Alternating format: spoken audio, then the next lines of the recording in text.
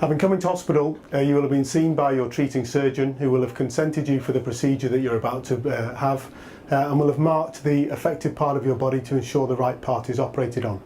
The nurses will have also seen you to make sure that you have the right patient, to answer any questions and to talk to you a bit about what's going to happen after the operation. At some time you'll be called down to theatre, which you will generally walk down to theatre with one of the nurses from the ward, and you will be able to wear your own dressing gown and your own slippers.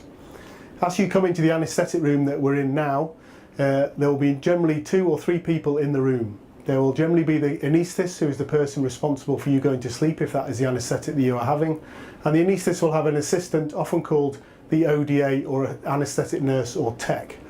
The surgeon treating you may well be in the anaesthetic room at the same time, and another person if necessary.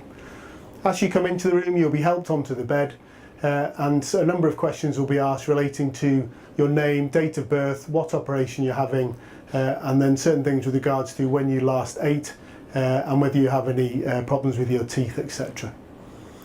The anaesthetist with the anaesthetic assistant will then insert a needle into the back of your hand in order for the anaesthetic to take place.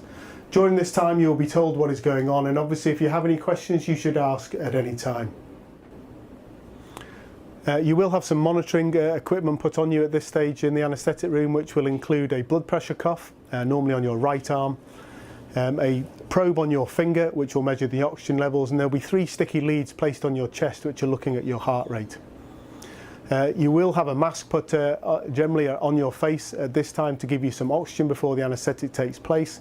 And if you feel claustrophobic or don't like the idea of that, then someone can hold the mask close to your face, and you should let someone know if this is the case. The anaesthetist will inform you throughout this what is going on, and will give you some anaesthetic agent, normally through the needle that has been put into your hand, and also with some anaesthetic gases which will go through the mask, and this will often give a slightly different smell.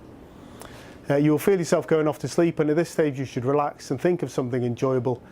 before going into theatre to have your operation. The next thing you'll be aware of is waking up in recovery having had a successful operation.